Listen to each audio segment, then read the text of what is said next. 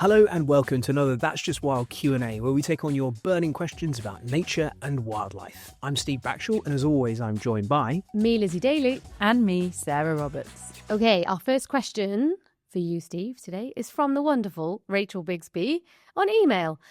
Since wildlife has shaped so much myth and folklore, like the cries of Manx shearwaters once being mistaken for witches in the night, do you think there are any sounds, past or present, that we can hear but don't yet realise are produced by animals? Ooh.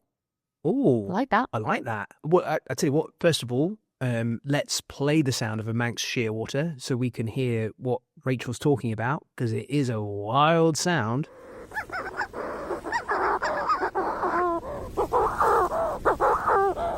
So that's one that you most usually would kind of hear around the places that they are nesting, burrowing on land.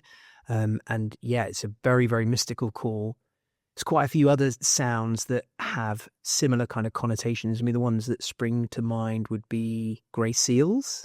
This call of a grey seal, particularly if they're inside a cave and it's resounding out from within it, is very human, very wailing, very ethereal, and has probably led to an awful lot of mythology. The other one would be the fox. What do you reckon? I mean, I've heard a lot of fox calls that sound very disturbing and very human. I also think the context is important, right? Because when you're in a cave, I'm not saying that, back when the Vikings landed here, that they would be tricked by an environment like that. But I guess when you're in a cave, that sound is amplified, and a seal's call is quite kind of unusual and mysterious. And the same with the Manxies. And with a fox, like if you're in the middle of a city, which is where I normally hear, the vixen screams that I do, you kind of makes you just jump out your skin a little bit sometimes. Yeah. Well, when we were kids, we kept chickens and ducks, and that call, which sometimes can sound like a baby screaming or crying, was quite often the precursor to knowing that every single one of our chickens and ducks would be, waking up without their heads in the morning. So it was always a really profoundly disturbing thing for my family when we were little. And I think, there's lots and lots of calls that we have connected to mythology that we have considered to be other things. Getting to the heart of your question, are there going to be things that we don't yet realise are produced by animals? Well, there are new animal sounds being discovered all the time. We've talked about a few of them quite recently on the pod. So we talked about fish and the fact that, not so many years ago, people did not think that fish vocalised and talked to each other. Now we're starting to understand that they do. Some of the very deep sounds, giraffe, for example, have been long considered to be quite quiet animals, but we now know that they communicate through very, very deep sounds in a similar way to how elephants do in infrasound. Also, I'm always amazed at the complexity around the vocalizations that are produced. I mean, I'm just thinking of prairie dogs, and they have like a whole range of vocalizations that they use. What? Alan, ow, Alan, ow, Alan. I missed that reference. It's so good. So good. But, it's so complex that they're actually able to, in their own way of vocalizing, be able to, I don't want to anthropomorphize here, but, describe the shape or at least appearance of that predator or potential threat, so that other prairie dogs are aware of what that animal may be. Another one that's just come to mind recently, talking about seals, is there's a really cool bit of science actually from a GoPro on a dive in the UK with grey seals. They heard this like loud clap noise, and they didn't realise, but seals are using their body to create these loud noises as a way of showing aggression or like a bit of a threat sound to kind of keep others away as well. So I think, there's a lot of complexity around the sounds that we do know, which I think we probably still don't understand. We've just scratched the surface. They also sadly change throughout our lives as well, don't they? So there are sounds like the calls of certain bats in this country that I would have been able to hear when I was your age or younger and can't now. And those things will very sadly, as time progresses and I get ever closer to my dwindling performance and eventual grave, will become further and further from my oral range. You're way off that. But it's one of those really sad things. A teenager can hear bat calls that you guys won't be able to hear because our frequency in that range does start to dull. And I think that, in answer to Rachel's question, we will find sounds that are being created by various things in nature, some of which will be animals, some of which may well be plants and fungus and all kinds of other things. Yes, we absolutely will. Are there sounds now that we're hearing that we don't realise are made by animals? Don't know. Could be. Have you guys heard of the ghost frequency? No. So this is an idea that when sounds are too low for us to hear or to realise that we can hear, so like, for example, the sounds of a blue whale, super infrasound, way down, below our audible range, or elephants or giraffe, or these animals that have sounds which can be too low for us to realise we're hearing, but we are hearing it nonetheless, can create a deeply unsettling effect in people that some think could be connected to our perception of the paranormal. So that people who are experiencing infrasound, who are hearing sounds below their level of what they think they can hear, they're still hearing it. It's being transmitted into their body, that they're not aware of it. And that may have led to people's perception of there being, ghostly spirits and poltergeist and all kinds of other things around them that they're not quite aware of. Okay, hang on. Is this you saying that you believe in ghosts, Steve? No, this is me saying that I believe that infrasound That's his explanation. Yeah, exactly. It's exactly the opposite of that, Lizzie. This is it. That's what I took from that amazing explanation. I think it's quite a cool thing because I was at a watering hole with elephants, big herd of elephants at the watering hole a couple of years ago.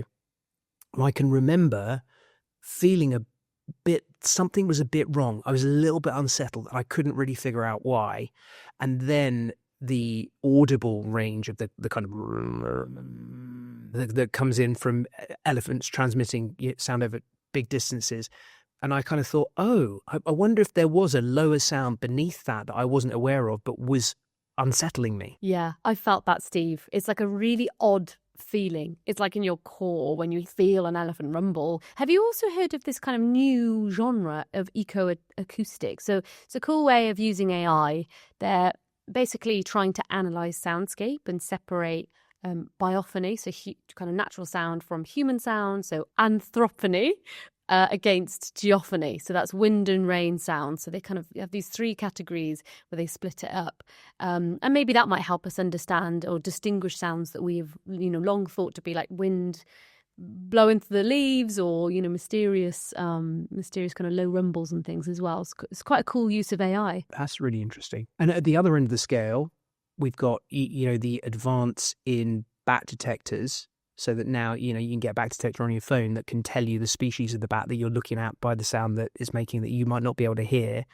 And I seem to remember making a program years and years ago about how they split off the pipistrelle from the soprano pipistrelle, and it being all down to that, and it being something that you just couldn't have been done without that advance in learning and understanding about sounds that we can't hear. And once we started to break them down using technology, it became evident that these two animals that appeared to be the same were completely different and were communicating in different ways. That is a long remembered thing, and I should really have checked it before I just said that on the pod. But it's out there now. It's done. So, yeah. Can I say as well, that is the kind of question that we love on this podcast. Questions that make us think and make us all have to kind of work things out in our heads. So, Rachel, we love you. We'll have more of that, please, from you lot out there. Now, for you, Sarah, from Nancy. Hi, Steve, Lizzie and Sarah. We love watching the squirrels in our garden at this time of year, even if they are busy digging up the lawn. Is it true that they remember where they hide every nut, or are they just randomly digging holes that they hope to find again? Do they just have amazing memories?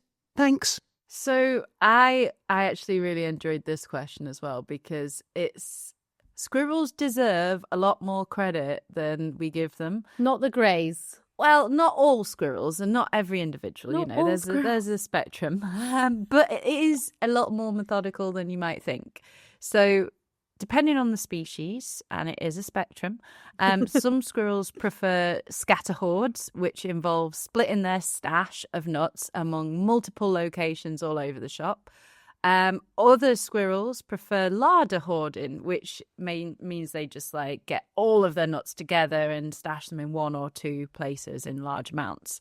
So there's been studies that show that squirrels don't just randomly spread their nuts around either, but they store them dependent on the size and the type of the nut, and also looking at the systems around them. So there's been studies that prove that squirrels use visual cues to remember where they place their nuts. So scientists actually put flags around when the squirrels were burying their nuts, and then took the flags away or moved them when they let the squirrels go back to look for the nuts, and the poor squirrels couldn't find the nuts as a result.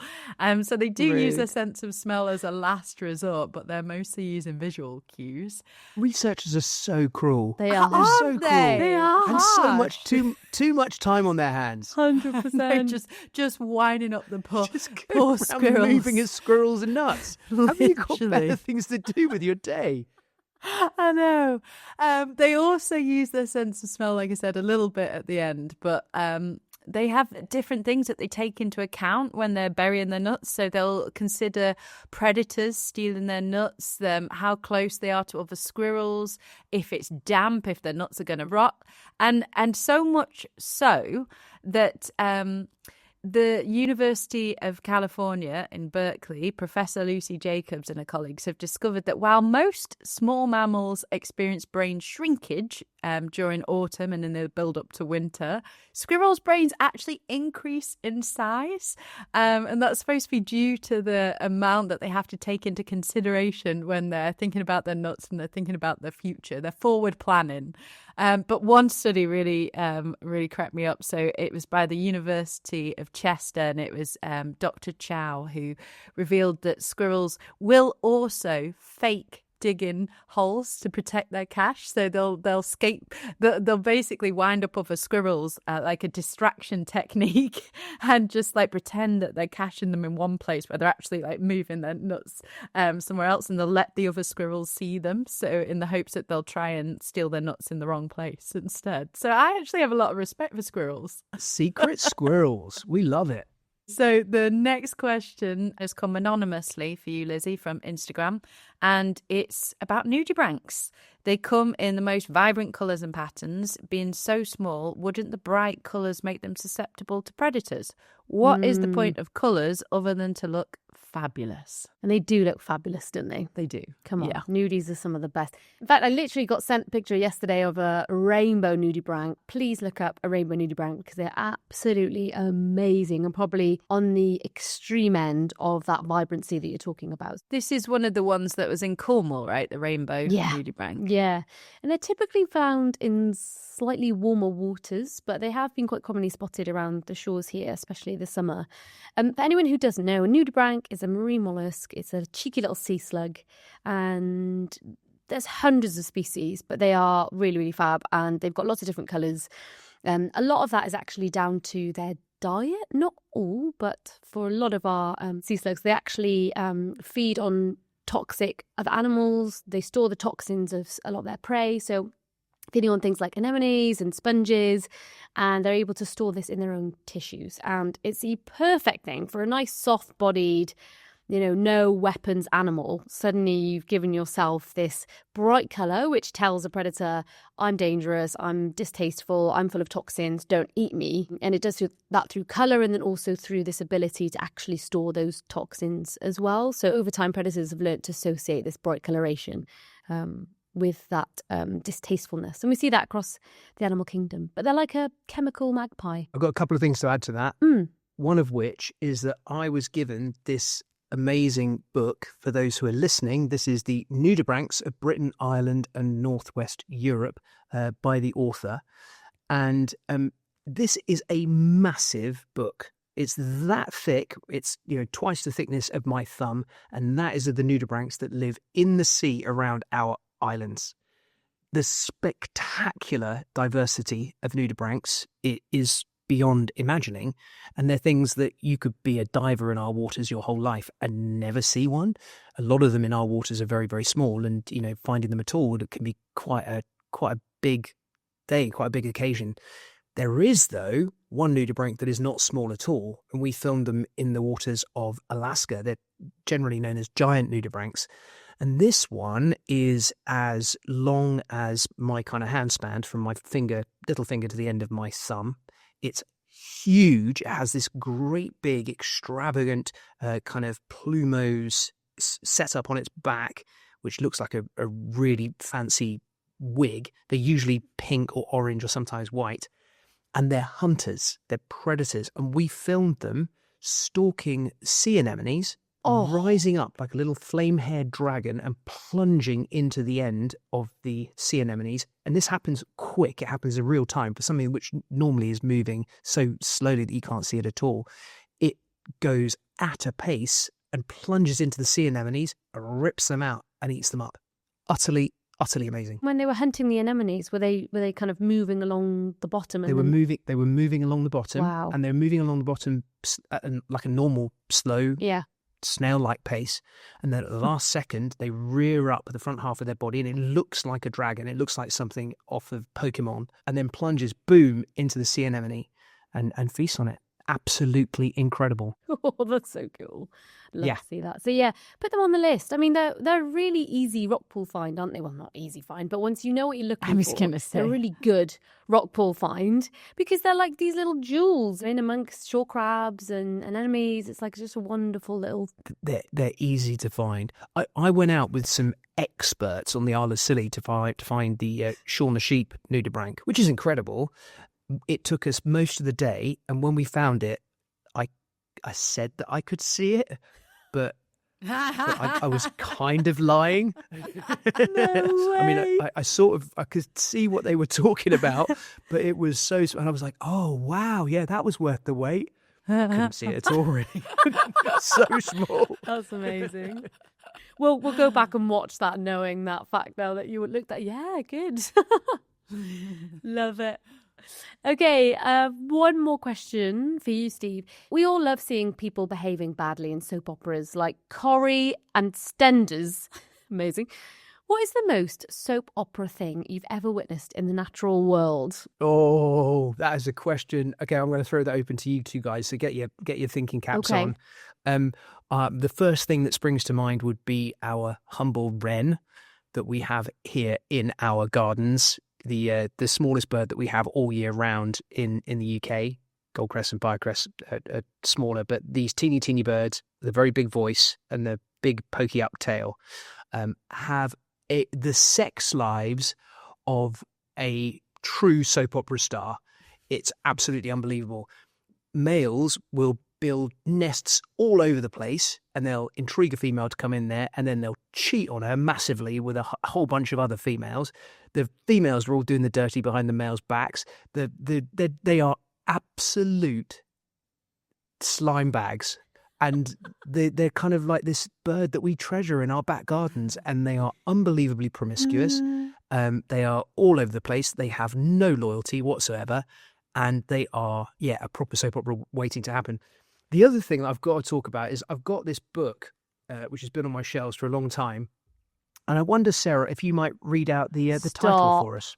It says Fish That Fake Orgasms. I love how you Sarah, you Fake read that because I Sarah. refuse to Well, it read kinda that had to be, in had my to be. career. So there's We've so all been many there. examples in here.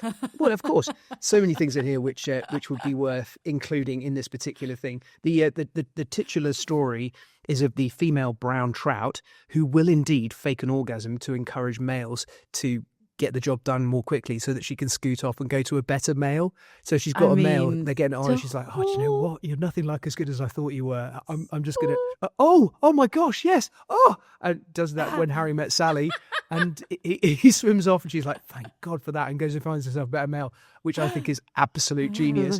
And there's other things like male butterflies, which have a series of anti-aphrodisiacs in their pheromones, which they can cover the females in after they've mated, which means that she becomes less attractive to other males and therefore less likely to mate with them. So basically, he goes, right, well, you're mine now, and I'm going to make sure that nobody else wants you, which is a perfect bit of Bit of patriarchy. Spite. Well, yes, absolutely. Toxic masculinity of butterflies. I assume he still goes off and finds a few more butterflies, though, doesn't he? Oh, of course. I would imagine so. Yeah, absolutely. Then probably coats her in all those pheromones as well and makes her unattractive to all the other males. Oh, Well, what about you guys? Can you think of anything brilliant. really proper soap opera in the natural world? The first thing that came up in my mind was Dynasties, the series, the BBC series that was made. Oh, yeah. It's a bit more of a serious answer, but essentially, if you haven't seen it, it's a series that follows, endangered species and follows their kind of empires, their dynasties, and one episode in particular with the chimpanzees. Because they follow them on such an intimate level, you get to know, every individual chimp, every individual animal, and you see what it's like in their daily life.